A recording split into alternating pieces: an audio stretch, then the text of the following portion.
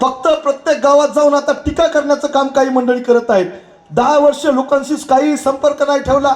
या गावामध्ये जी शिक्षण संस्था आहे, भरजी शिक्षण संस्था, आमचे वडिलाचे आजोबाचे मित्र होते, आमचे कल्याणराव पाटलाचे वडील, त्यांनी ती संस्था उभारण्याचं काम केलं.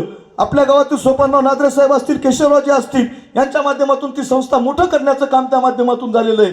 पण आज तुम्ही बघत असताल की या संस्थेवर सुद्धा वर्चस्व कोणाचं आहे. तिथं कराळे असतील, नादरे असतील, यांच्या माध्यमातून ती संस्था उभं राहण्याचं काम केलंय. पण आज सगळी मंडळी तिथं बळकवण्याचा प्रयत्न तिथं चालू आहे. एकही संस्था या मतदारसंघामध्ये उभं न करता काही मंडळी फक्त आता राजकारणाच्या बाबतीमध्ये बोलतायत. आज तुम्ही प्रयत्न कसं करत असाल की जर एखादा माणूस आमदार झाला, खासदार झाला, तर सामान्य माणसासाठी त्यानं काय केलंय. त्यांना मी सगळ्याला ओपनली चॅलेंज करतो की तुम्ही किती लोकांना रुग्णसेवेच्या माध्यमातून 10 वर्षाच्या आमदारकीच्या तुम्ही काम केले. तुम्ही उदाहरण सांगा म्हणावं तुम्ही की तिथं तुम्ही किती लोकांपर्यंत पोहोचलेत. मी तुम्हाला सगळ्याला विचारतो की तुमच्या जवळ किती जणांजवळ आमच्या नेत्याचा नंबर आहे. हात वरी करून सांगा. नेत्याचा मी तुमचा प्रतिनिधी म्हणून माझा नंबर कोणाकोणाजवळ आहे. प्रत्येकाचा मी फोन उचलतो, काम करण्याचा प्रयत्न करतो. मग आमदार तुम्हाला कशासाठी पाहिजे?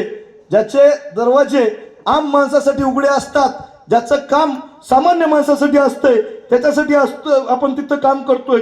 कोरोनाच्या काळामध्ये कोण माणूस रस्त्यावर होता? कोरोनाच्या काळात होते का हे नेते?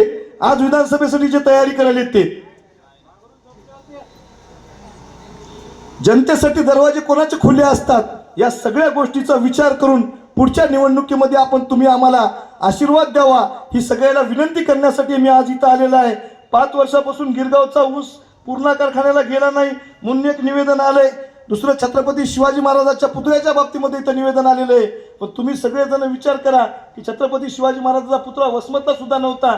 माझ्यासारख्या कार्यकर्त्याला ज्यावेळेस तुम्ही आमदार केलं, तिथं सुद्धा त्याचा छत्रपती शिवाजी महाराजांचा पुतळा आपण त्या माध्यमातून उभं करण्याचा प्रयत्न केलाय.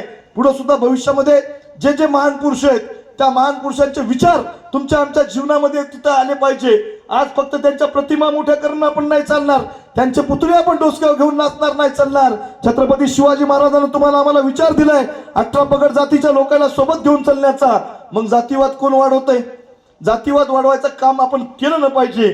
ते जे कोणी करील त्यांना तिथं समजून सांगितलं पाहिजे की तुम्ही आम्ही सगळेजण गुन्ह्यागोविंदाने इथं राहणारे माणसं आहेत आणि त्या बाबतीमध्ये आपण तिथं काम केलं पाहिजे.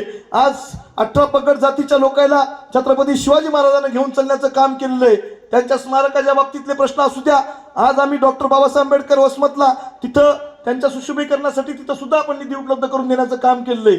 तुमच्या आमच्या सोयाबीनच्या अवरेजवर, कापसाच्या अवरेजवर तुमच्या आमचे विद्यार्थी तिथं तलाठ्याची परीक्षा असू द्या, पोलीस भरती असू द्या, MPSC असू द्या, UPSC असू द्या, पुण्या मुंबई सारख्या जाऊन ठिकाणी तिथं करावं लागतंय. पण तुम्हाला अभिमानानं सांगतो, तुमच्या एका मताच्या अधिकारातून आपण वसमतला 1 कोटी रुपयाची अभ्यासिका उभी करतोय.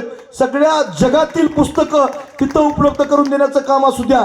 तुमच्या आमच्या शेतकऱ्याच्या, शेतमजुराच्या, तुमच्या आमच्या बहुजन समाजाच्या मुलांसाठी आपण ही अभ्यासिका उभं करतोय की ज्याच्या माध्यमातून जी क्लासेस पुण्या मुंबई सारख्या मेट्रो सिटीमध्ये असतात, संभाजीनगरमध्ये असतील, नांदेडमध्ये असतील, ती क्लासेस आपण वसमतला उभं करण्याचा प्रयत्न करतोय.